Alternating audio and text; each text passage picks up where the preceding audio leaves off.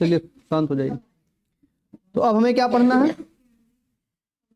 आजकल की समस्या ये है कि पेपर देने गए हैं जो भी शिक्षक बंधु हमारे हैं, और उसके बाद में आपको 1 से 1.5 घंटे की क्लास एक एक टीचर आगे देंगे, क्योंकि आप कोई काम है नहीं, आपका केवल पेपर कुल मिला के हल करवाना है।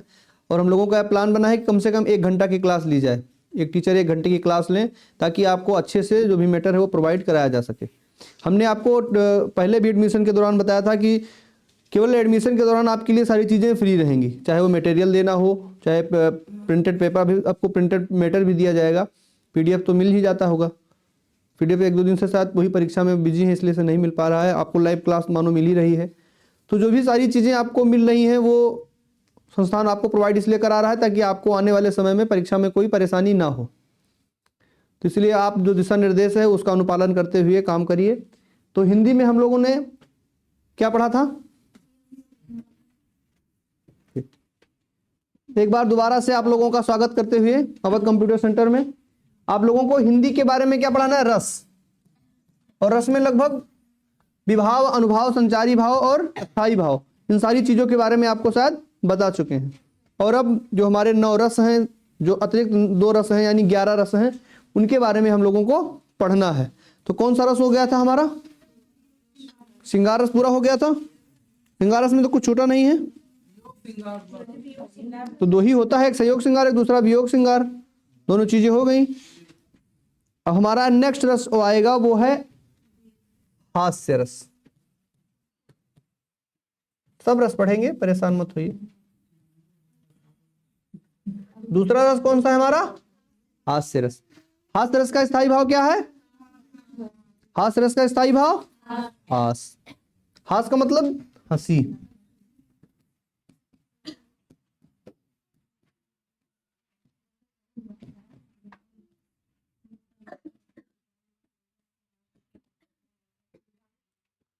हास रस का स्थायी भाव हास। सारी क्लास समझ में आ रही है आप लोगों के? कौन है जिसको नहीं आ रहा है? ईमानदारी से बताइए।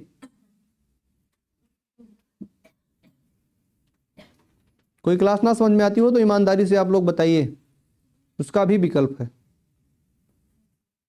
हास रस का स्थायी भाव क्या है? हास है। इससे पहले हम लोगों ने पढ़ा था श्रृंगार रस। श्रृंगार रस का स्थायी भाव व्रति।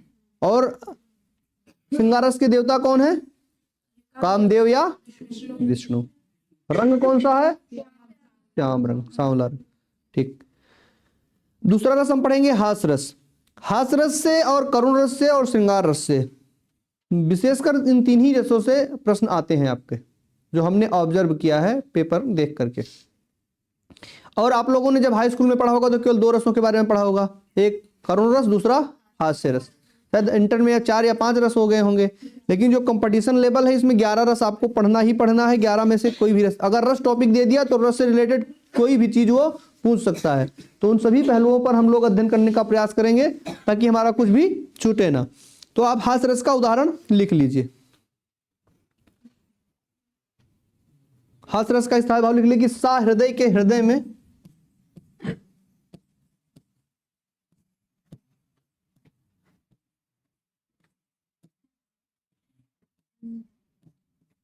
सा हृदय के हृदय में हास नामक अस्थाई भाव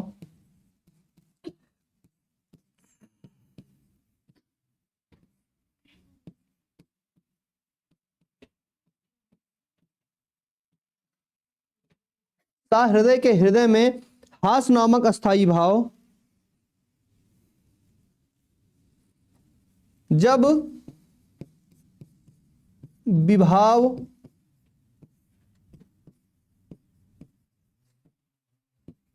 अनुभाव व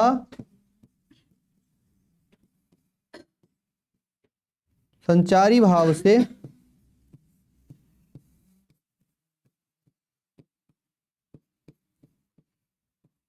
संयोग करता है तो हास्य रस कहलाता है।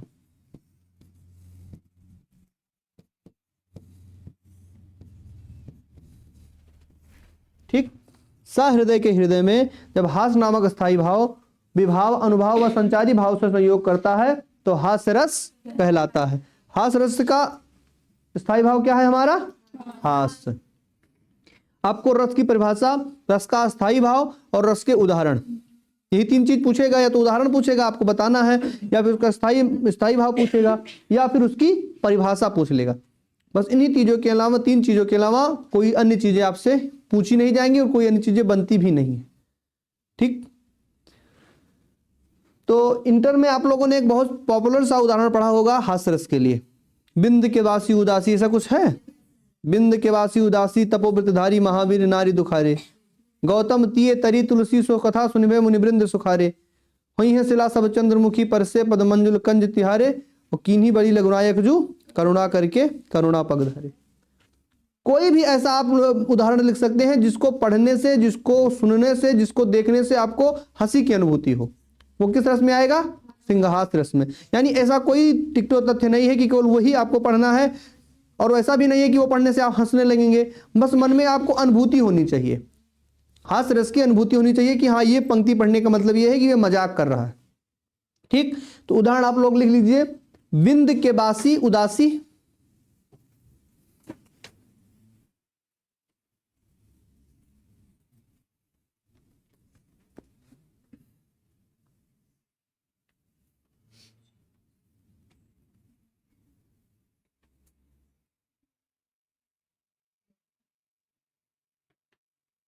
बिंद के वासी उदासी तपोव्रतधारी, विंध के बासी उदासी तपोव्रतधारी,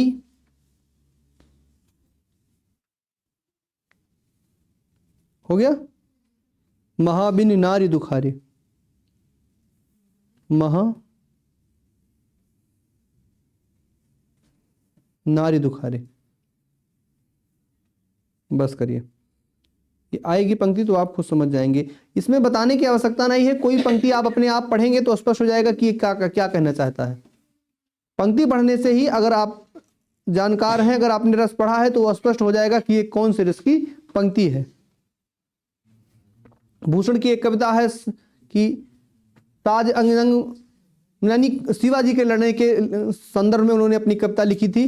ठीक है, शाहजी शिवाजी संग जीतन चलते हैं। तो अगर इस तरह से कोई तलवार, फरसा, कुल्हाड़ी आदि चीजें आएंगी तो आप क्या कहेंगे? हास्य रस है, वीर रस है। कोई रोने वाला, कोई चिल्लाने वाला, कोई इस प्रकार से आएगा तो आप क्या बोलेंगे? करुण रस है। तो वो पंक्ति से आपको स्पष्ट हो जाएगा कि ये कहना क्या चाहता है, यानी इसमें रस कौन सा है। ठीक, तो हास्य रस आपका हो गया। अब क्या होता है आपका? तीसरा आता है करुण रस।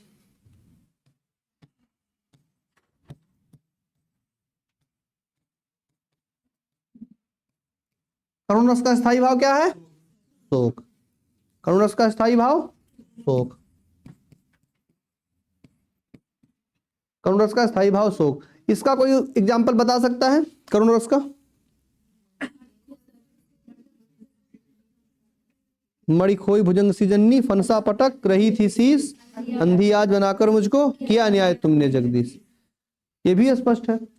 तो आपका करुण रस भी हो गया। इसका एग्जाम्पल यदि लिखना चाहे तो लिख लीजिए।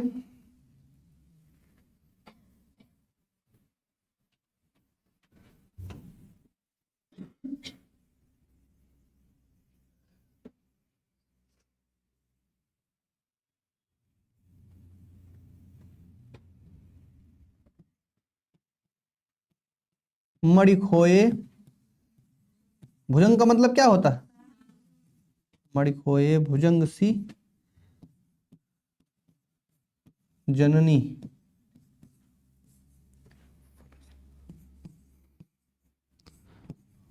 फनसा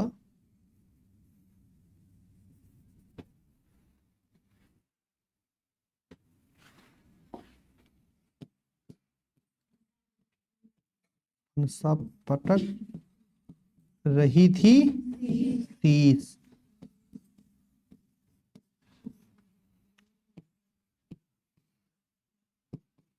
अंधी आज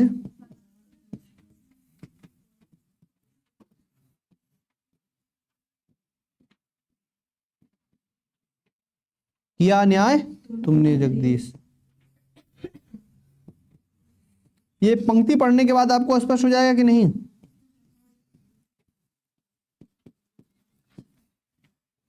मणि खोए भुजंग सी जननी, फन सा पटक रही थी शीश, अंधी आज बनाकर मुझको किया अन्याय तुमने जगदीश। कौन व्यक्ति होगा जो ये पंक्ति पढ़कर ये स्पष्ट नहीं कर पाएगा कि इसमें कौन सा रस है? इसमें किसी भी लेस मात्र को आपको हंसी नजर आएगी, वीर रस नजर आएगा, श्रृंगार रस नजर आएगा, लड़ाई झगड़े वाला रस नजर आएगा। कौन सा रस है इसमें? करुण रस, यानी वो रो रही है। मणि खोए भुजंग सी जननी, यानी जब कोई सर्प अपना मणि खो देता है, जिस प्रकार से वो विचलित होता है, उसी प्रकार से एक माँ अपने बेटे के लिए चिल्ला चिल्ला करके रो रही थी और वो विचलित हो रही थी। ठीक है, श्रवण कुमार की माँ इसी प्रकार से रोते हुए अपने बेटे को पुकार रही थी। तो ये समझ में आ गया कि करुण रस आपको समझ में आ गया। करुण रस का स्थायी भाव शोक, एग्जाम्पल आपको पता ही चल गया। अब हमारा कौन सा रस बचता है? अच्छा, रसराज की उपाधि किस रस को दी गई है? श्रृंगार रस को। अगर श्रृंगार रस को रसराज की उपाधि दी गई तो हमारे करुण रस को यमराज की उपाधि दी गई है। हाँ हाँ बिल्कुल,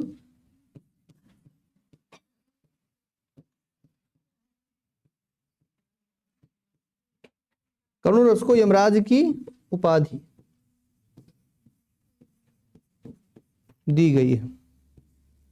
किसकी उपाधि दी गई है? जब किसी के पास यमराज आएंगे तभी तो करुण रस होगा। कोई मर जाएगा तभी तो करुणता आएगी लोगों को, फालतू में कौन रोएगा। तो करुण रस को किसकी उपाधि दी गई है? यमराज की उपाधि दी गई है। ठीक है, तो करुण रस आपका हो गया। अब आपका आता है चौथा क्या? वीर रस।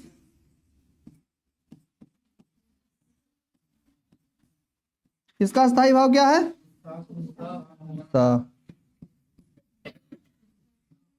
वीर रस का स्थायी भाव क्या है? उत्साह। ठीक, इसका उदाहरण कोई बता सकता है? इसमें कौन सा वीर रस हो गया? हाँ बताइए।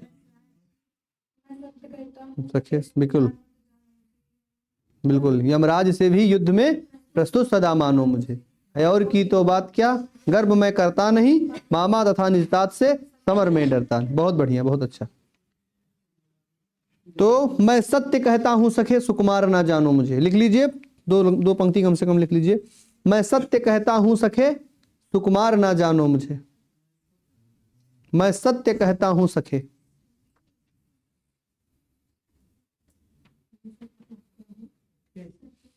सुकुमार ना जानो मुझे।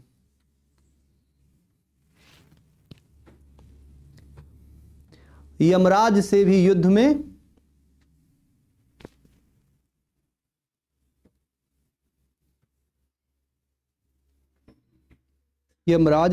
में प्रस्तुत सदा मानो मुझे।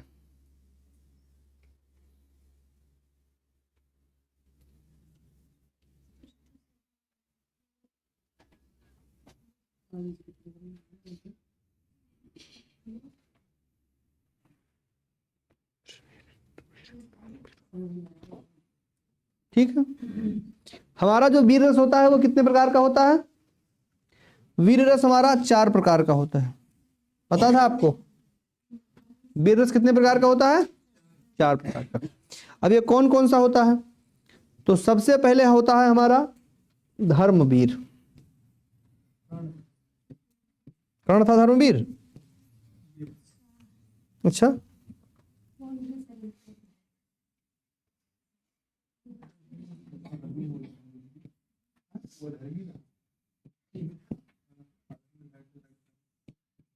धर्मवीर।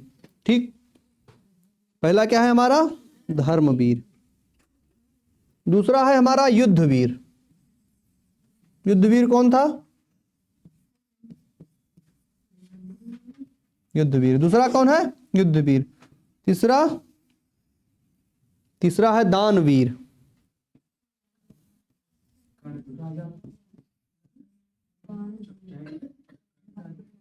तीसरा क्या है? दानवीर।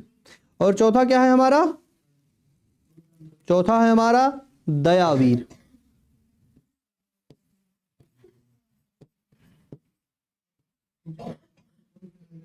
ठीक, क्या क्या लिखे आप लोग? पहला क्या है? धर्मवीर। तो धर्मवीर कौन था? धर्मराज युधिष्ठिर। धर्मवीर कौन थे? युधिष्ठिर। धर्मवीर कौन थे? युधिष्ठिर। फिर दूसरा क्या है? युद्धवीर। युद्धवीर कौन थे? अर्जुन। जो अर्जुन के परिप्रेक्ष्य में कहा गया है, महाभारत में आपका एक प्रसंग आएगा जब आप हिंदी पढ़ेंगे तो, अभी छंद में मात्रा गिनने के लिए, उसमें एक प्रकार का दोहा है। अर्जुन के संदर्भ में यह कहा गया था, यानी द्रोणाचार्य उनके गुरु थे, द्रोणाचार्य ने कहा था कि अपने संदर्भ में कि जो मैं आपन तेज समारो, एक दिन में दो दल मारो। यदि द्रोणाचार्य युद्ध करते तो वो एक दिन में कौरवों को भी और पांडवों को भी दोनों तरफ मार सकते थे, क्योंकि उनके पास इतना सामर्थ्य था। उनके गुरु का नाम परशुराम था कि जो मैं आपन तेज समारो, एक ही दल में दो दल मारो। और उसके बाद में उनके बेटे का नाम था, क्या नाम था उनके बेटे का नाम? द्रोणाचार्य के बेटे का नाम क्या था? अश्वत्थामा। अश्वत्थामा को द्रोणी कहा जाता था। द्रोणी कहा जाता था। द्रोणी तीने दंड में दो दल करे निदान, यानी 3 घंटे का समय यदि दिया जाता अश्वत्थामा को तो भी दोनों दल को मार सकता था। और फिर कहा गया कि कर्ण 3 दिन दो धनुराचे, दोनों दल में को न बचे। यदि कर्ण 3 दिन लगातार युद्ध करता तो किसको मार सकता था? दोनों दल को मार सकता था। यानी जो मैं अपन तेजी समारो, एक दल में दो दल मारो। कर्ण 3 दिन जो धनुराचे, दोनों दल में को न बाचे। और द्रोणी 3 दंड में दो दल करे निदान, यानी 3 घंटे में द्रोणी, इसका मतलब उनका बेटा अश्वत्थामा दोनों दल को मार सकता था। तीनों हो गए। द्रोणी तीनों दंड में दो दल करे निधान। लेकिन लास्ट में किसकी बारी आती है? अर्जुन की। द्रोणी 3 दंड में दो दल करे निधान, लेकिन पल भादत अर्जुन बधे, छुए न दूजे बाण। अर्जुन की वीरता इतनी थी कि एक बाण में दोनों तरफ के योद्धाओं को वो मार सकता था। तो युद्धवीर में किसका नाम आता है? अर्जुन का। युद्धवीर में कौन है? अर्जुन का। युद्धवीर अर्जुन। तीसरा क्या है हमारा? दानवीर। दानवीर में नाम आता है कर्ण का। कर्ण से बड़ा दानी दुनिया में कोई नहीं हुआ। उसने अपना जीवन दान कर दिया। रक्षा कवच तो दान ही किया, उसने अपने घर का दरवाजा तक दान कर दिया था। उसकी परीक्षा लेने के लिए आप जब पढ़ेंगे, एक गीता पर्व, जो महाभारत में 16 पर्व है, 16 पर्व में जो भीष्म पर्व है जिसको भगवत गीता का उपदेश माना जाता है, उसमें आता है संदर्भ कि एक बार कोई ऋषि बारिश के मौसम में चंदन की लकड़ी से आहुति करने वाले थे और इतनी बरसात हो रही थी कि उन्हें चंदन की लकड़ी कहीं नहीं मिल रही थी, सूखी चंदन की लकड़ी। तो अंग देश था जहां का राजा कौन था? कर्ण। अंगराज कर्ण सुने हैं ना? अंग एक देश था और शक्तिशाली देश था, वहां का राजा कौन था? कर्ण। दुर्योधन ने उसको अंग देश का राजा बनाया था। और 16 महाजनपद में भी अंग का नाम है। अंग का नाम 16 महाजनपद में भी आप पढ़ेंगे। अंग है, चेदी है, कुशीनारा है, अवंती है, अस्मक है, मगध है, ऐसे प्रकार के कौशल है, कौशाम्बी है। इस प्रकार से उत्तर प्रदेश में लगभग 4 जिले आते हैं। उत्तर प्रदेश में 16 महाजनपद में लगभग 4 से 5 उत्तर प्रदेश में आते हैं, कुछ पाकिस्तान में भी आते हैं वर्तमान में। तो वो मुनि लोग आए और उन्होंने कहा कि हमें वर्तमान में चंदन की लकड़ी चाहिए, लेकिन बरसात इतनी ज़्यादा है कि चंदन की लकड़ी मिलना असंभव है। चारों तरफ पानी बरस रहा है, इसलिए चंदन की लकड़ी कहीं मिल पाना मुश्किल है। तो क्या आप मुझे आहुति करने के लिए चंदन की लकड़ी प्रदान कर सकते हैं? पूरे राज्य में किसी ने उस दौरान चंदन की लकड़ी देने के लिए दया नहीं दिखाई। लेकिन जब वो अंगराज कर्ण के यहाँ पहुंचा तो अंगराज कर्ण ने कहा कि कर्ण का ये रिकॉर्ड था कि जो भी उसके दरवाजे पर गया कोई खाली हाथ वापस जिंदगी में लौट के नहीं गया। तो उसने कहा कि यदि आप हमारे यहाँ आ गए हैं तो चाहे मुझे जो भी करना पड़े, लेकिन आपको चंदन की लकड़ी दी जाएगी। और जब कहीं चंदन की लकड़ी नहीं मिली तो उसका जो मुख्य दरवाजा था राज दरबार का, वो चंदन की लकड़ी से बना हुआ था। चंदन की लकड़ी से निर्मित उसने अपने आप उसको गिरवा दिया। यानी राज दरवाजा गिरवाने का मतलब जब कोई दूसरा देश आकर हमारे राज्य पर अधिकार कर लेता है उसका प्रतीक माना जाता है। लेकिन कर्ण ने ये अपनी दानवीरता दिखाते हुए अपने मुख्य दरवाजे को अपने आप गिरवा दिया। इसीलिए किसमें सबसे बड़ा नाम आता है दानवीर में? कर्ण का। और इसने मरते वक्त अपने दांत को तोड़कर भगवान कृष्ण को दान दिया था। प्रमुख रूप से उसका दानवीर नाम भगवान श्री कृष्ण ने रखा था। तो दानवीर में सबसे अच्छा कौन आएगा? कर्ण आएगा। समझ में आ रहा है कि एक वीर? अंतिम वीर हमारा कौन सा है? दयावीर। तो दयावीर में भी युधिष्ठिर का नाम आता है। 5 भाइयों में सबसे दयालु कौन थे? युधिष्ठिर।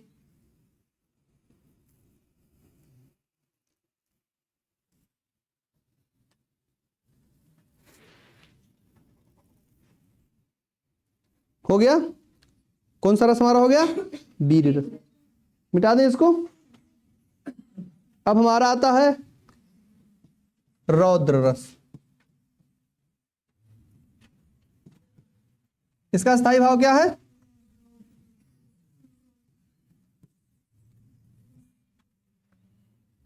रौद्र रस का स्थायी भाव क्रोध। रौद्र रस का स्थायी भाव क्या है? क्रोध। कोई इसका एग्जाम्पल बता सकता है? रौद्र रस का स्थायी भाव क्रोध है, इसका उदाहरण कोई बता सकता है क्या रौद्र रस का?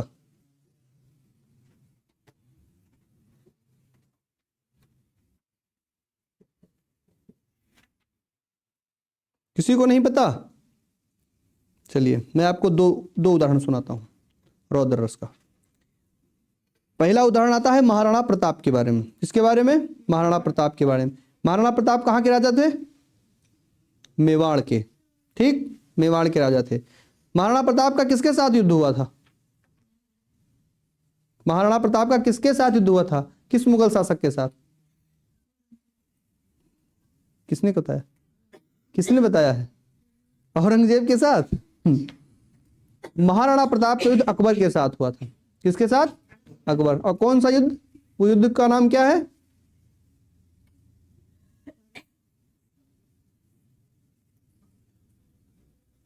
उस युद्ध का नाम है हल्दी घाटी का युद्ध। कब हुआ था ये?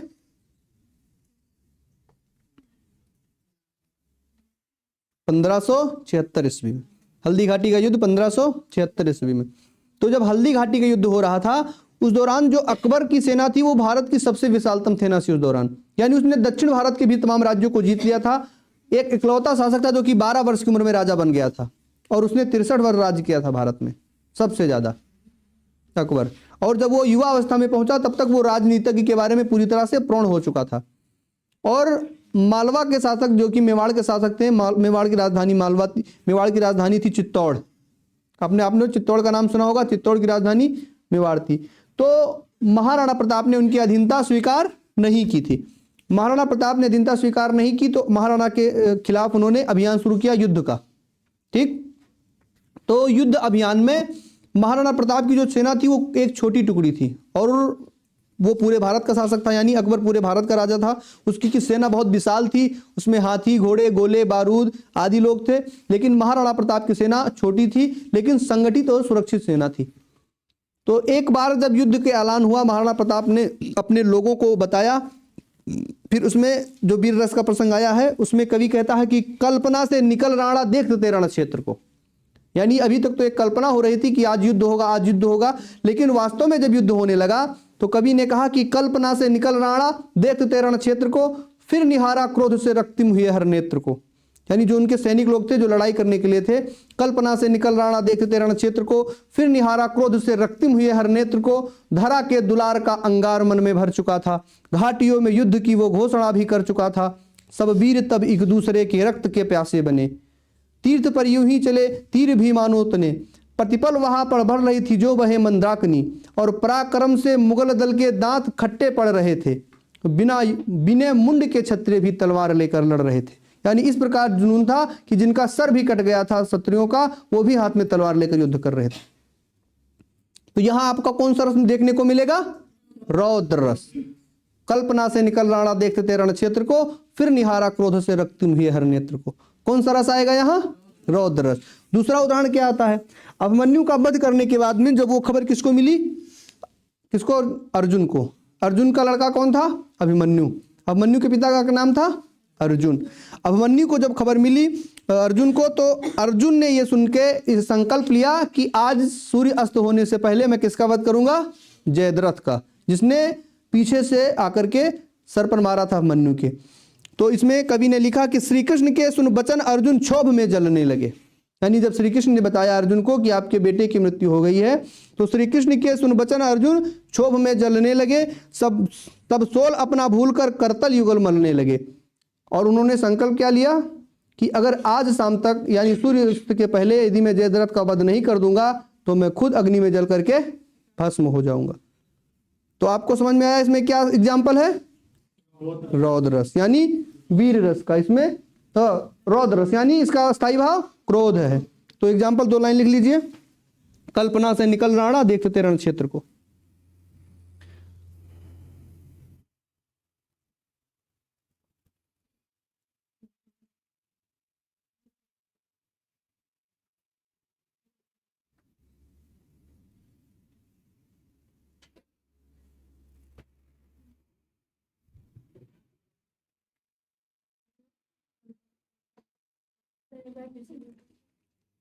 कल्पना से निकल राणा देखते रण क्षेत्र को।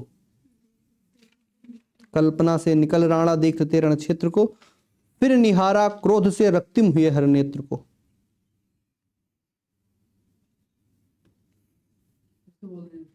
कल्पना से निकल राणा, कल्पना से निकल राणा देखते रण क्षेत्र को। हो गया। कल्पना से निकल राणा देखते रण क्षेत्र को, फिर निहारा क्रोध से रक्तिम हुए हर नेत्र को।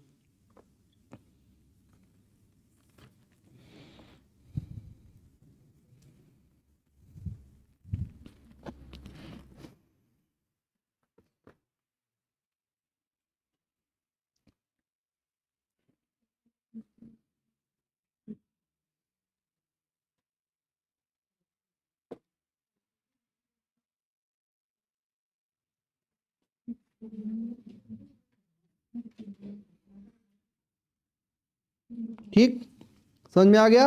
रौद्रस, रौद्रस का स्थायी भाव क्रोध। अब हमारा एक नया रस आता है जिसको हम कहेंगे भयानक रस।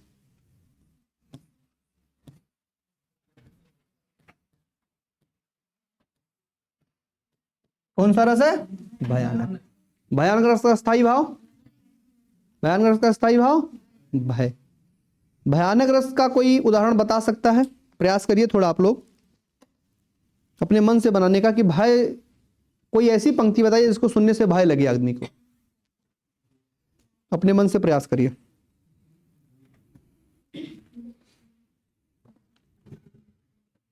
बताइए।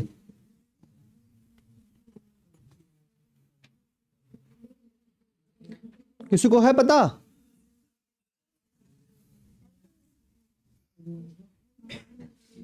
नहीं पता? बात मत करिए आपस में, अगर पता है तो बताइए, नहीं पता है तो बताइए।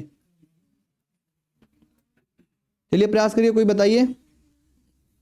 ये तो निश्चित है नहीं कि जो उदाहरण मैं लिखा रहा हूं वही आएगा पेपर में। ये तो मैं एक वे आपको बता रहा हूं तरीका कि अगर इस प्रकार से संबोधन मन में इस प्रकार का रोमांच आता है तो आप उस रस को लिख सकते हैं।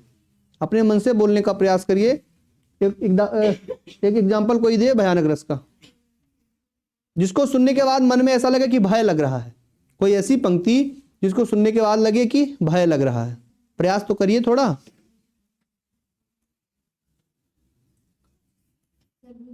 हाँ बिल्कुल, बताइए।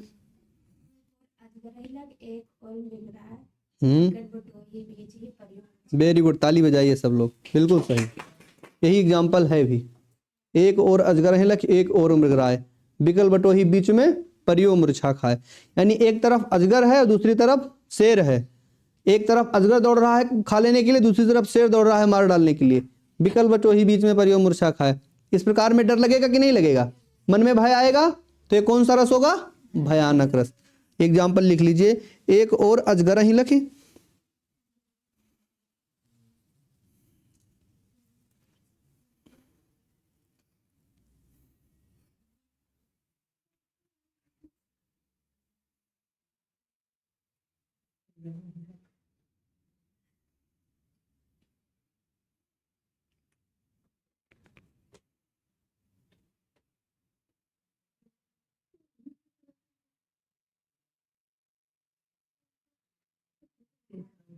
एक ओज अजगर ही लखी, एक और मृगराय।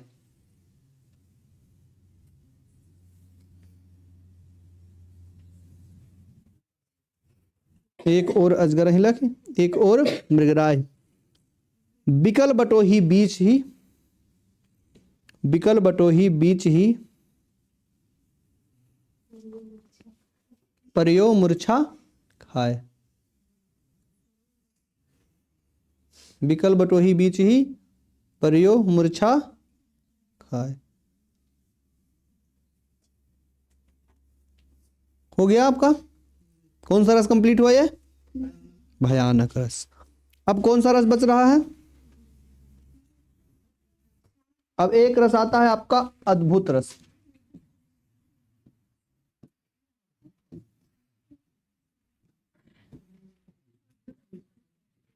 अद्भुत रस का स्थायी भाव, अद्भुत रस का स्थायी भाव क्या होता है?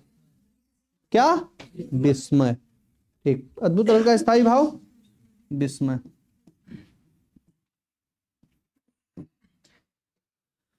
अद्भुत रस का स्थायी भाव क्या है? विस्मय। इसका उदाहरण कोई बता सकता है? अद्भुत रस का स्थायी भाव विस्मय, इसका उदाहरण कोई बता सकता है? यानी कोई ऐसी बात करिए जिसमें विश्वास ना हो, इतना लंबी लंबी फेंकिए कि सर के ऊपर से निकल जाए, वही क्या रस है? विस्मय रस है, अद्भुत रस। इस पर बहुत लोगों का बहुत लोगों की आदत है, ऐसे लंबी लंबी फेंकेंगे कि कोई लपेट नहीं पाएगा। किस रस में आएगा वो? विस्मय रस में। प्रयास करिए थोड़ा बताने का, बात मत करिए, बताइए अगर पता है तो।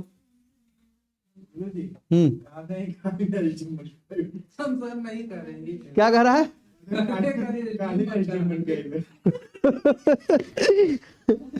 गा के बताइए ना, ये पंक्ति वाला, पंक्ति बंद करके। कल एसडीएम बन के आएंगे विस्मय। हाँ है तो विस्मय रस, कोई बड़ी बात नहीं है, लेकिन ये संभव हो सकता है, इसलिए विस्मय नहीं है।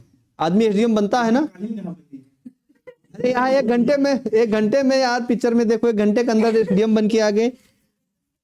कल के लिए अगर माना जाए, ये संभव है कि इनको अगर मनोनीत एसडीएम बनाया जा सकता है। कई लोग ऐसे हैं, एक लड़का कैंसर पीड़ित था, उनकी अंतिम इच्छा थी कि मुझे सिविल सर्विस में जाना है, और उसको एक दिन का एसपी बनाया गया था। तो ये चीज संभव हो सकती है कल को किसी भी आधार पे कि आपको ये बनाया जा सकता है, इसलिए आपको विस्मय रस नहीं है। हमने आपको ये भी टिप्स दे दिया कि कोई ऐसा एग्जाम्पल दीजिए जो बिल्कुल लगे ही ना कि ये ऐसा हो सकता है। जैसे मैं आपको बताऊं कि मैं रास्ते में जा रहा था, मुझे भूत मिल गया। बहुत लोगों की कहानी होती है ना कि रात में मुझे भूत मिल गया, मुझसे ये मांग रहा था, मुझे आवाज दे रहा था, मेरे साइकिल पे बैठ गया। तो ये कौन सा रस है? विस्मय रस। ठीक है, कौन सा रस हो जाएगा? विस्मय रस। हाँ बताइए बताइए अगर आते तो।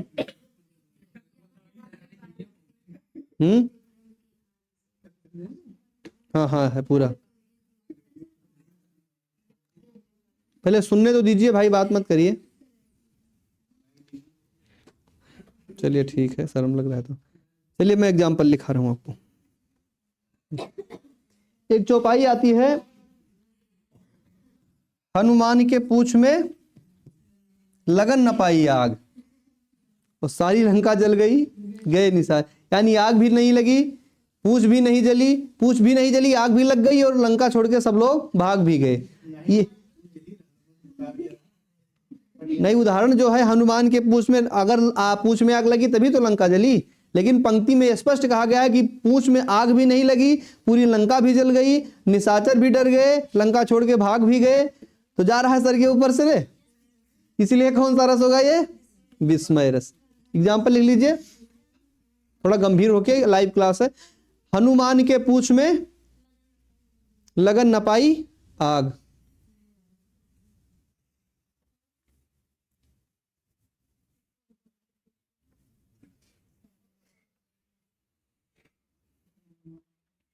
हनुमान के पूंछ में लगन न पाई आग, सारी लंका जल गई गए निशाचर भाग।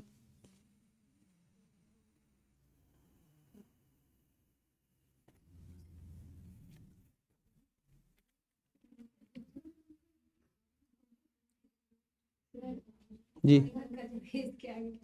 गए निशाचर भाग।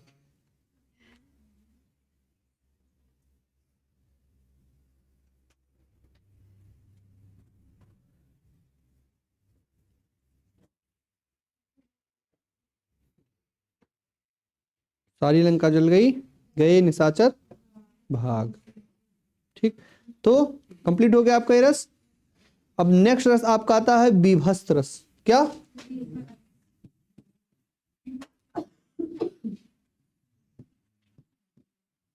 बीभत्स रस। कौन सा रस? बीभत्स रस का स्थायी भाव क्या है? जुगुप्सा या घृणा। बीभत्स रस का स्थायी भाव क्या है? जुगुप्सा या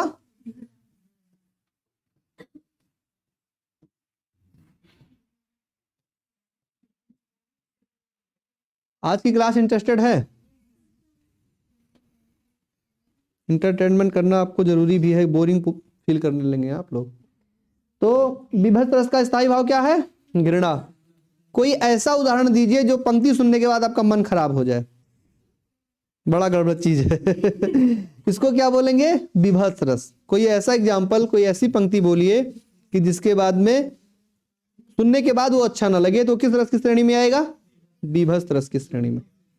किसी को याद है ऐसा कुछ?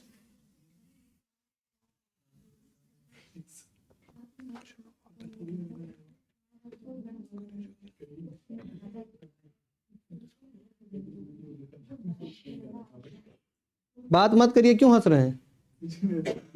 तो पूछ रहे हो, नहीं बता पा रहे हैं, अभी पूछेंगे एक एक आदमी से। जितना सेंसिटिव आप लोग हैं अभी पता लगेगा। सारे रस के बारे में पूछ रहे हैं अभी एक एक आदमी से। कोई एग्जांपल दे सकता है? याद है किसी को एग्जांपल? नहीं, चलिए हम लिखा रहे हैं। इसमें ये क्या है कि कोई पंक्ति आप सुनेंगे तो ऐसा लगेगा कि इससे हम दूर ही रहे तो अच्छा है, मतलब ये हमारे सामने ना आए। इसमें एक उदाहरण आता है कि रिपु आतन की कुंडली, यानी जब कोई शत्रु मरा रण में तो उसकी आंत निकाल करके उसकी एक कुंडली बनाई गई, यानी उसकी मांस निकाल करके उसका एक माला बनाया गया। ठीक, रिपु आतन की कुंडली करी जोगिनी चबात, और उसको कुंडली बना करके खा रही है कच्ची मांस को। सुनने में लग रहा है कि ये गड़बड़ है, ये आपको एग्जाम्पल के लिए हम बता रहे हैं। रिपु आतन की कुंडली कर जोगिनी चबात। रिपु आतन की कुंडली, यानी उनकी आंतों की कुंडली यानी माला बना करके उस कंचे मांस को जोगनियां चबा रही हैं, यानी खा रही हैं। ठीक है क्या? कर जोगिनी चबात, यानी हाथ में लेकर जोगनियां उसको खा रही हैं। कर जोगिनी चबात।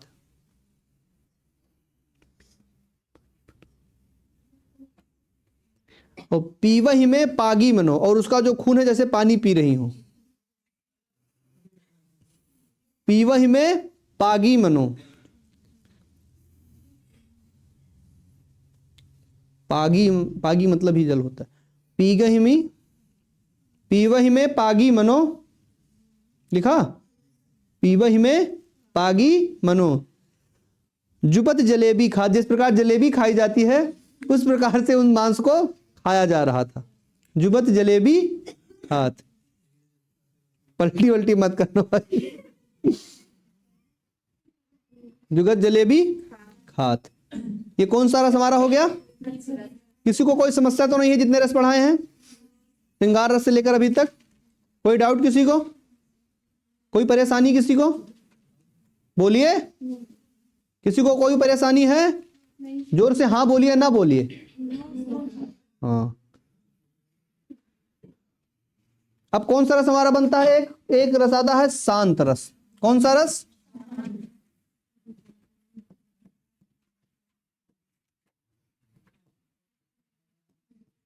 कौन सा रस है? शांत रस। शांत रस का स्थायी भाव क्या है?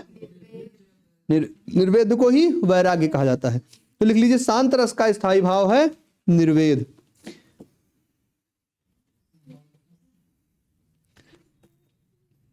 शांत रस का स्थायी भाव क्या है? निर्वेद। शांत रस का स्थायी भाव निर्वेद। ठीक, अभी जो चीज हमने पढ़ा है वो आज सुनेंगे भी। आप लोगों का ध्यान। शांत रस का स्थायी भाव क्या है? निर्वेद, यानी वैराग्य। निर्वेद को ही वैराग्य कहा जाता है।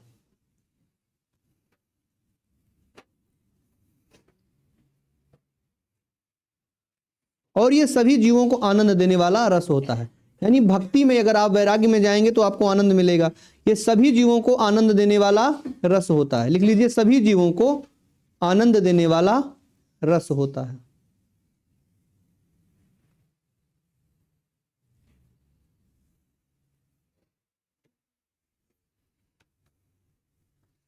सभी जीवों को आनंद देने वाला रस होता है।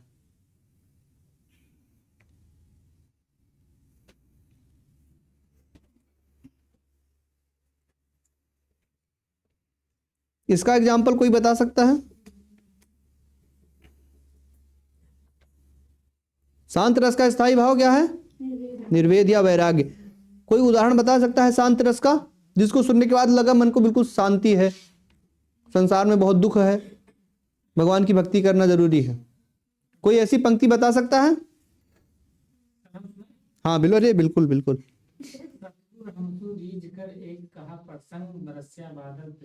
भीज गया सब अंग। बहुत बढ़िया, बहुत अच्छा, ताली बजाओ भाई। बरसा बादल प्रेम का, भीज गया सब अंग। आपने तो सुना है, लेकिन ये भक्ति रस का उदाहरण है। किसका उदाहरण है? भक्ति रस का। नहीं, एग्जाम्पल तो आपने दिया बहुत अच्छा, लेकिन ये किस रस का उदाहरण है? भक्ति रस का। बरसा बादल प्रेम का, भीज गया सब अंग। सदगुरु हमसो रीझ क्यों, एक कहा प्रसंग। आपको उदाहरण बताना है शांत रस का, जिसको सुनने के बाद मन को शांति मिले। मैं आपको एक प्रसंग बता रहा हूं। महात्मा बुद्ध के बचपन का नाम क्या था? सिद्धार्थ। Very good. बचपन का नाम उनके सिद्धार्थ, उनके पिता का नाम क्या था? महाराज शुद्धोधन। ठीक। उनकी माता का नाम? अच्छा, पत्नी का नाम? उनकी माता का देहांत हो गया था उनको, उनके पैदा होते ही, लगभग वो 7 दिन के थे। उनकी मौसी थी प्रजापति गौतमी, जिन्होंने उनका पालन पोषण किया था। उनका विवाह हुआ था, उनका नाम था यशोधरा। यशोधरा के साथ उनका विवाह हुआ था। उनके एक पुत्र भी थे, जिनका नाम था राहुल। ठीक।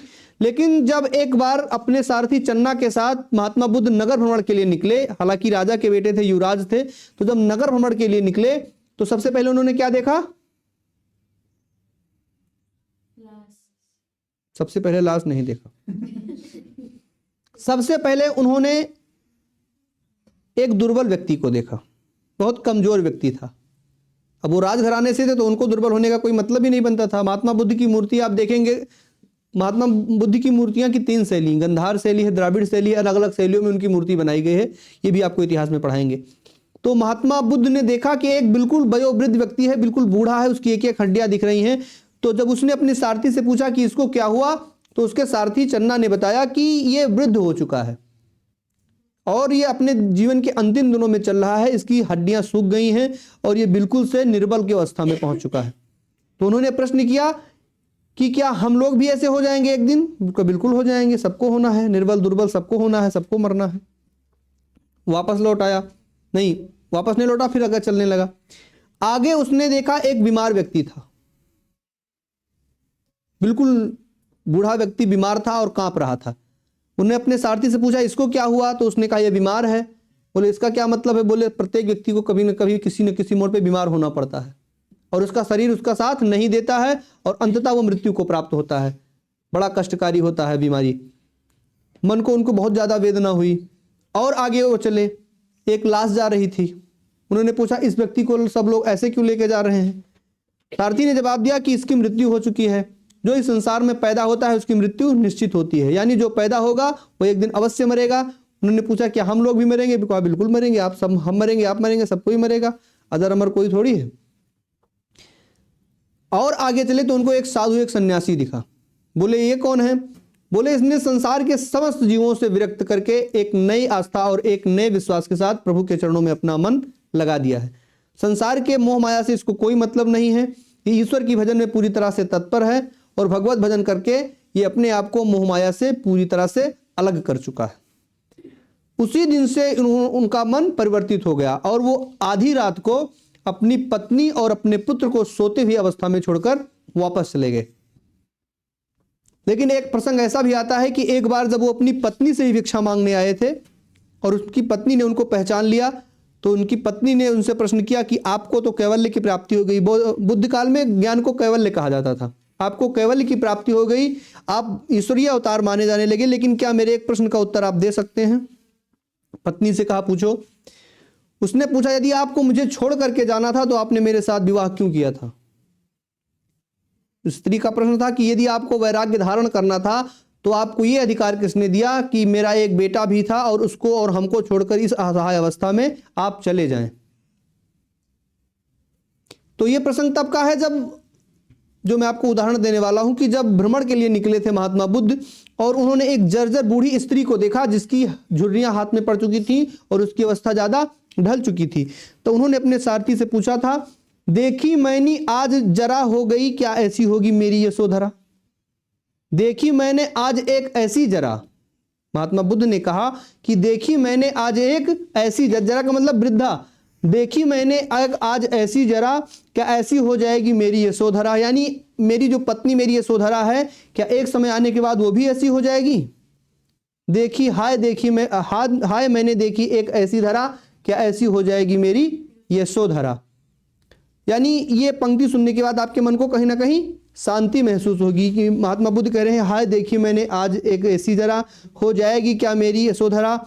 हाय मिलेगा मिट्टी में क्या या स्वर्ण धरा, कि जो सोने जैसा कंचन जैसी साया है, क्या ये भी एक दिन मिट्टी में मिल जाएगी। तो इसमें कौन सा रस है हमारा, शांति रस है। लिख लीजिए, देखी मैंने आज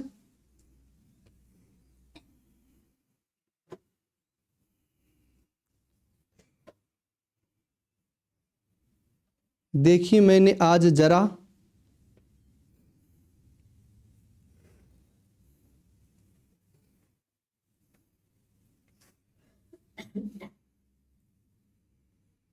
हो जाएगी क्या ऐसी ही मेरी यशोधरा।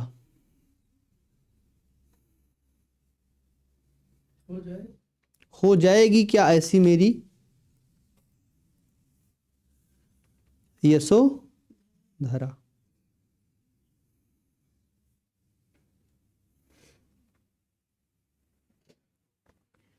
छब्बीस जनवरी के दिन कौन कौन यहां आ सकता है, पूरा हाथ खड़ा करे।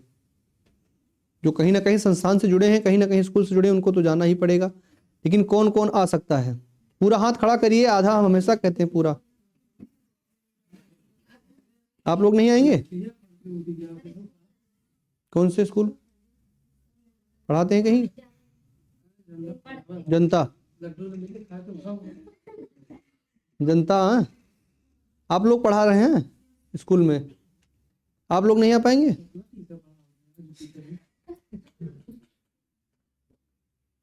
चलिए ठीक है, जो आ पाएंगे ठीक है, नहीं आ पाएंगे संस्थान तो है ही है। पहले इधर लिखिए, बात कम करिए। कौन सा रस बाकी बचा है हमारा अब, भक्ति रस और वात्सल्य रस, और सब हो गया ना, वात्सल्य रस और भक्ति रस।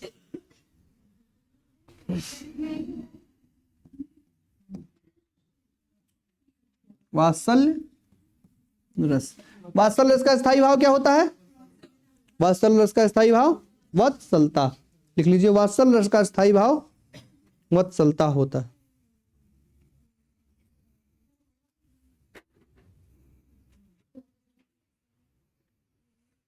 वात्सल्य रस का स्थायी भाव क्या होता है, वत्सलता।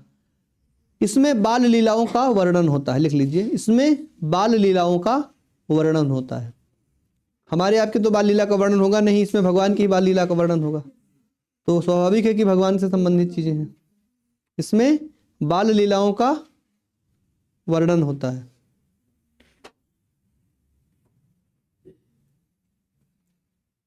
इसमें बाल लीलाओं का वर्णन होता है।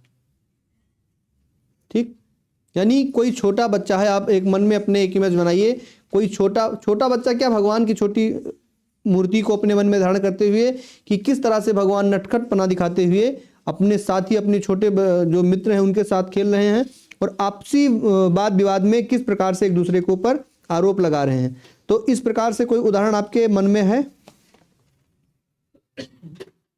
भगवान के बाल लीलाओं का इसमें वर्णन है, कोई बता सकता है।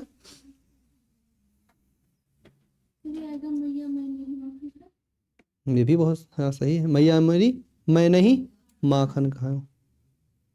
लिख लीजिए, मैया मेरी मैं नहीं माखन खाऊं।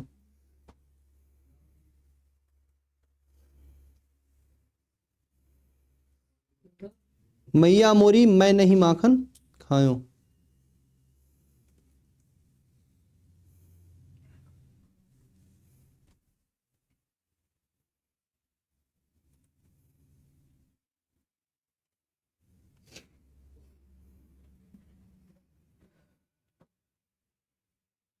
और अंतिम रस कौन सा आता है हमारा, भक्ति रस। अंतिम रस हमारा कौन सा है, भक्ति रस। इसका स्थायी भाव क्या है? भगवत विषयक प्रेम। लिख लीजिए, भक्ति रस का स्थायी भाव भगवत विषयक प्रेम होता है।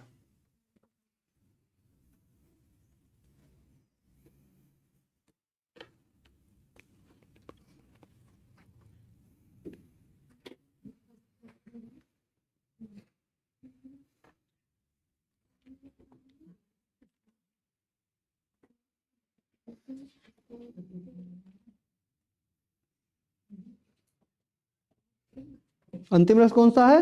भक्ति रस। उदाहरण, इसका स्थायी भाव क्या है? भगवत विषयक प्रेम। लिख लीजिए वही एग्जाम्पल, सतगुरु हमसे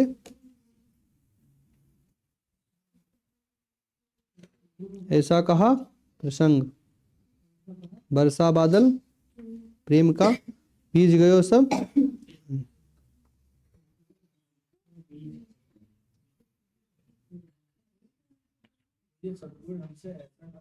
सतगुरु हमसो रीझ कर ऐसो कहा प्रसंग।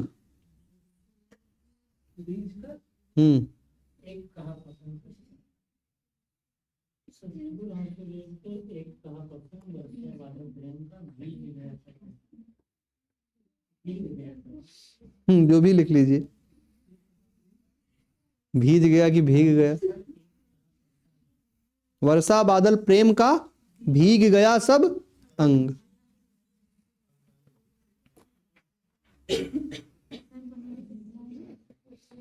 सतगुरु हमसे रीझ करो, एक कहा प्रसंग, वर्षा बादल प्रेम का भीग गया सब अंग।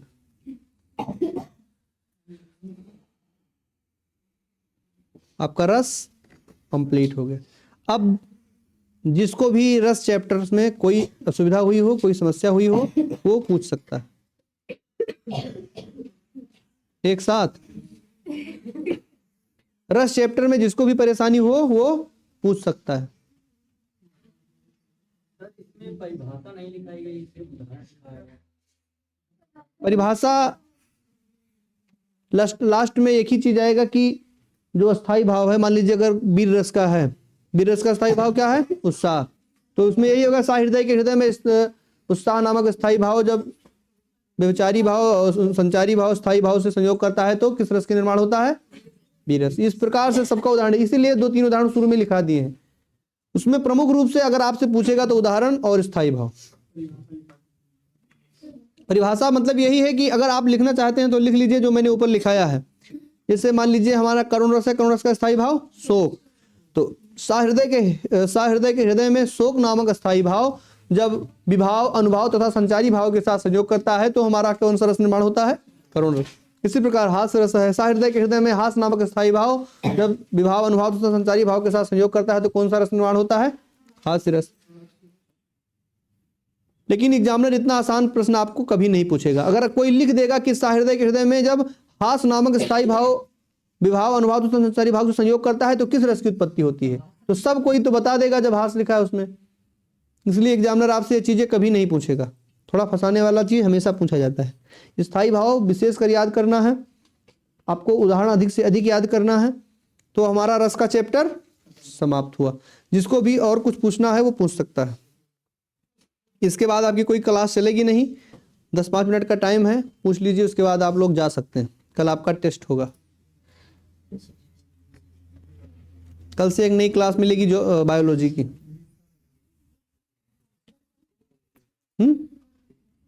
कोई सर आने वाले हैं।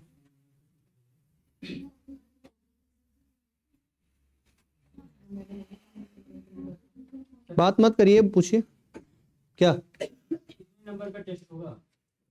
50 नंबर। इस बार माइनस मार्किंग रहेगा, ध्यान से सुनिए। उसी पैटर्न पे पेपर होगा जिसमें आपको परीक्षा में देना है। यहां लापरवाही बरतेंगे तो वहां तो बहुत दिक्कत हो जाएगी। एक प्रश्न 2 अंक का, निगेटिव मार्किंग 0.5, यानी 4 प्रश्न आप गलत करेंगे तो जो आपका एक प्रश्न सही है वो भी खत्म हो जाएगा।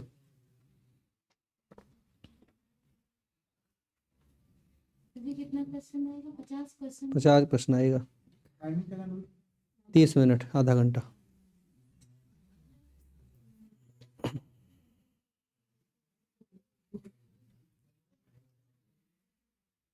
35 मिनट मिल जाएगा, 5 मिनट फालतू, 35 मिनट।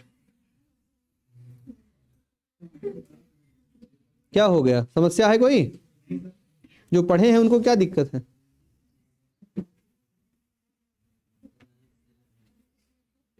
और ये भी नहीं कि आप मिस करें, टेस्ट मिस करेंगे तो इसमें हमारा कोई घाटा नहीं है। जितना आप टेस्ट देंगे उसमें आपको आपका लेवल पता चलेगा, आप किस लेवल पर हैं, आपको भी कितना मेहनत करना है। फालतू की फीस दे के पढ़ना कोई मतलब नहीं है।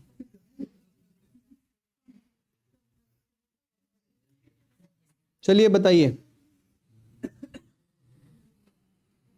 प्रत्येक व्यक्ति से एक प्रश्न जरूर रस चैप्टर से।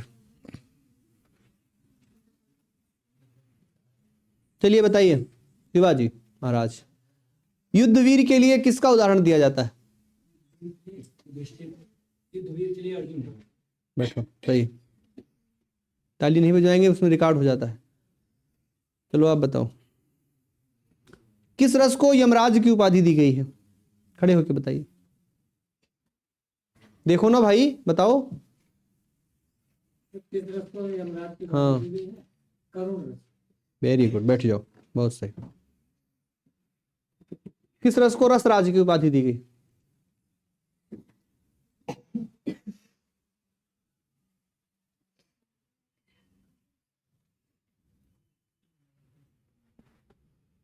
नहीं पता? बढ़िया है, सत्य है, बैठो।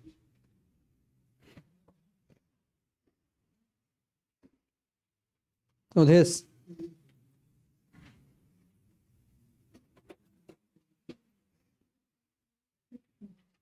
भगवत विषयक प्रेम किस रस का स्थायी भाव है?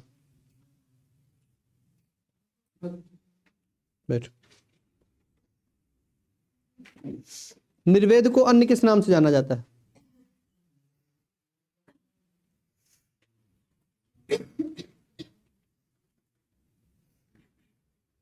निर्वेद को अन्य किस नाम से जाना जाता है? वैराग्य। बैठो।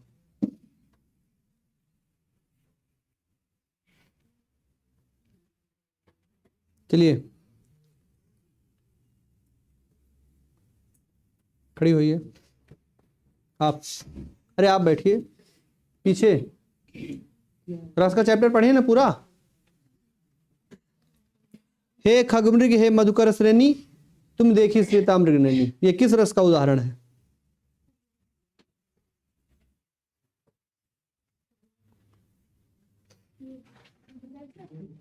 जिससे पूछा जाए वही बताए। आपका भी टर्न आएगा, परेशान क्यों? नहीं पता? आप बताइए। वियोग, क्या वियोग? वियोग वियोग देना। योग सिंगर। बैठो।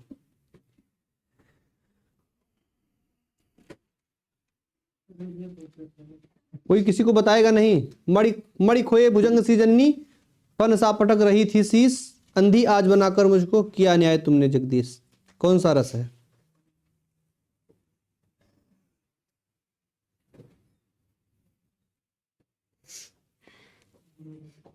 कौन सा रस है? कौन सा रस है? बैठो दोनों लोग। आपका पहला दिन है, चलिए आपके लिए आज छूट है।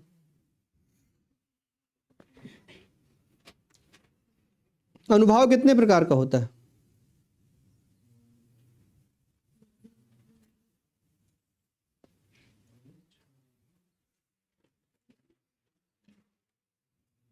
आप बताइए। 4 प्रकार। बैठो दोनों लोग। चारों अनुभव का नाम बताइए। मेरा क्लास में तो अच्छा, आप लोगों का क्लास नहीं था, वीडियो नहीं देखी क्या? मुझे बिल्कुल चाहिए। चलिए बैठिए। आज तो पढ़ी है, खड़ी हो, आज तो पढ़ी है।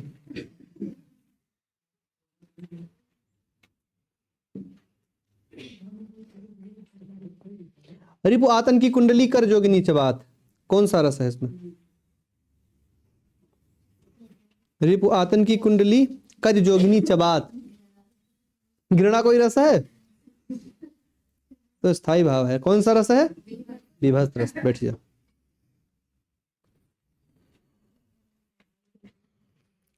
आप बताइए। हनुमान के पूछ में लगन न पाई आग, कौन सा रस है? सारी लंका जल गई, गए निशाचर भाग। कौन सा रस है? खूब अपने आप आकलन कर सकते हैं, कोई दूसरा नहीं करेगा। मूल्यांकन अपना अपने आप करिए। कौन सा रस है इसमें?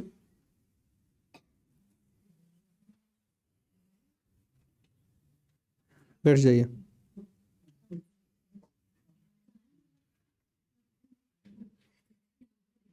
आप बताइए, दयावीर में किसका उदाहरण दिया जाता है? और दानवीर में? दानवीर में युधिष्ठिर, दयावीर में युधिष्ठिर। बैठो।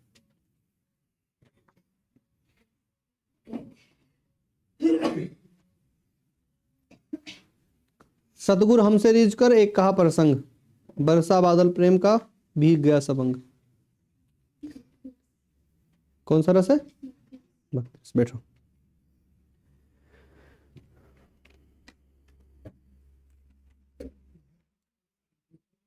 रौद्र रस का स्थायी भाव। कोई बोलेगा नहीं, पिन ड्रॉप साइलेंट।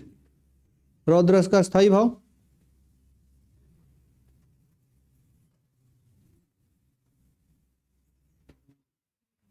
आप बताइए बेटा, रौद्र रस का स्थायी भाव कौन? बैठो, ध्यान करो, थोड़ा पढ़ने बैठो।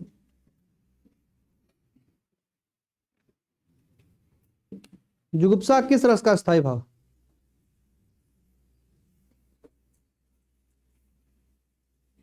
आप देख सकते हैं टेस्ट। जुगुप्सा किस रस का स्थायी भाव है?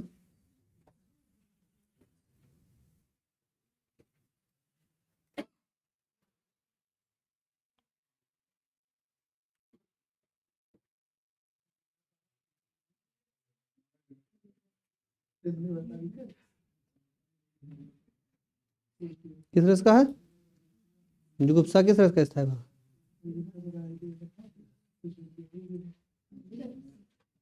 वीर रस। कौन सा रस? विभस्त रस। बैठो।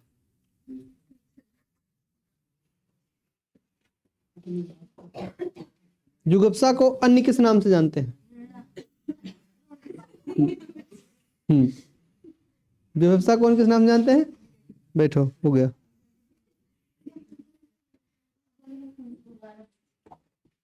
चलो, आपका पुष्पा नाम है, बताओ। देखी मैंने एक जरा, हो जाएगी क्या मेरी भी ये सुधरा। कौन सा रस है?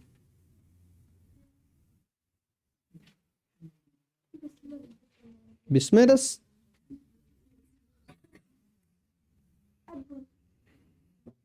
सब बताओगी तो कुछ तो सही निकलेगा। एग्जैक्ट बताइए एक। देखी मैंने एक जरा, शांत रस। बताइए आप।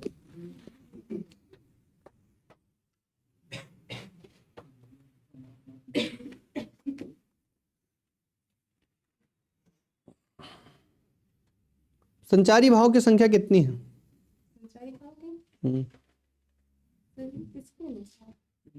संचारी भाव यदि देखा जाए तो आप भरत मुनि के अनुसार बताइए कितनी संख्या? तो अस्थाई भाव की संख्या? संचारी भाव की संख्या 33। थोड़ा प्रश्न कठिन था, इसलिए पूछा गया क्योंकि पिछली बार इनका एक भी हिंदी में गलत नहीं गया था पिछले प्रश्न पत्र में। ज़्यादा मेहनती लोग हैं तो उनसे। तो बेटा क्या नाम है आपका? पूजा। विभव क्या कहते हैं? संचारी भाव में संचारी भाव में भाव की संख्या कितनी होती है? 33। दो अन्य भी जोड़े गए थे भाव। किसने किसने जोड़ा था? आचार्य देव और आचार्य रामचंद्र शुक्ल। आचार्य देव ने क्या जोड़ा था? हल। आचार्य रामचंद्र शुक्ल ने चकपकाहट। बैठो, ठीक है। अटेंशन। चकपकाहट भाव किसके द्वारा जोड़ा गया?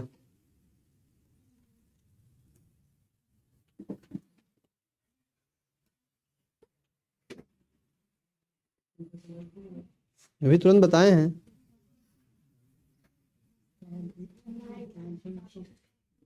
चकपकाहट भाव किसके द्वारा जोड़ा गया था?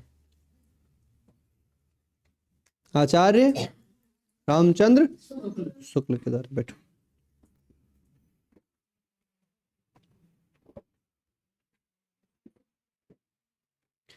शांत रस का प्रतिपादन किसने किया? उद्धव ने। वेरी गुड, बैठो। हम आपसे बार बार कहते हैं कोई प्रश्न में कोई डाउट है तो आप पूछ सकते हैं तत्काल। आपको इतना अवसर मिलता है, आप ना पूछते हैं, आप नहीं पूछते तो हमको भी बुरा लगता है। जितना पूछना है उतना पूछिए। कल आपको कितने बजे आना है? 12 बजे। कल नहीं आना है क्या? जो हाँ आप जो टेस्ट मिस करेगा उसमें मैं आपको फिर से बता रहा हूं, जो आपकी कमजोरी है पहले उसको अपनी मजबूती बनाइए। जीवन में जो भी आपकी कमजोरी है उसको अपना हथियार बनाएंगे तो कोई आपको पीछे नहीं कर पाएगा। जो सब्जेक्ट में आपको परेशानी है ज्यादा वही पढ़िए, बार बार पढ़िए, जितना भी गलत जाए उतनी बार पढ़िए। हमारी भी कमजोरी है, सबकी कमजोरी होती है, कोई ना कोई विषय है, कोई ना कोई मुद्दा है, कुछ ना कुछ। तो ऐसा मत करिए कि वो कमजोरी कमजोरी बनी रहे। जितना आप टेस्ट देंगे आप अपना मूल्यांकन खुद करेंगे, कितना आपको कौन सा रैंक आपको है। सबको पता है ना पिछली बार किसको कितना रैंक मिला था। अब अगर उसमें माइनस मार्किंग होता तब कितना मिलता आपको? हाँ 15 पाए थे तो मतलब 25 गलत था। 25 गलत तो लगभग 6 नंबर आपका 6.5 नंबर और कम हो जाता, 9 नंबर मिलता। फिर जो प्रश्न दिया गया है बस वही जो पढ़ाया गया उसी में से आएगा, चाहे मैथ हो या रीजनिंग हो, हिंदी हो या जीएस हो। गोविंद सर इतना अच्छा जीएस पढ़ा रहे हैं। एक दिन पढ़ाते हैं तो 2 दिन। अरे उन क्या करें, उनकी भी समस्या है ना। उनका पेपर है, उस दिन हम लोग थे तो रीजनिंग की क्लास चल रही थी। किसी को कोई आपत्ति है, कुछ पूछना है पूछ सकता है, नहीं आपकी क्लास खत्म है।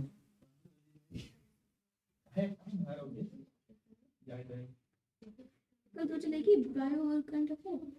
हाँ कल आपकी बायो की क्लास भी चलेगी और करंट अफेयर्स की क्लास भी चलेगी। हाँ कुछ मतलब जो कल टेस्ट होगा। ना करंट अफेयर से कोई क्वेश्चन नहीं आएगा। ना करंट अफेयर से अभी प्रश्न आएगा, ना यूपी स्पेशल से आएगा, और ना ही बायोलॉजी से आएगा। जो आपको पहले पढ़ाया जा चुका है उसी में से प्रश्न पूछा जाएगा। बिल्कुल नहीं। आप लोग चाहेंगे तो डाल दिया जाएगा प्रश्न। करंट अफेयर्स की क्लास कर फिर चलेगी। इंपॉर्टेंट टॉपिक जो है मजाक में मत लीजिए, लगभग 10 प्रश्न आएगा आपका करंट अफेयर्स से। यूपी का करंट अफेयर्स अलग और national current affair, international current affairs अलग। हो सकता है अपने मैनेजर सर भी क्लास लेंगे आप लोगों की, कल परसों जब भी लेंगे, जो भी उनको अच्छा लगेगा पढ़ाएंगे। करंट अफेयर्स यूपी स्पेशल कुछ भी पढ़ाएंगे, एक्सपर्ट हैं।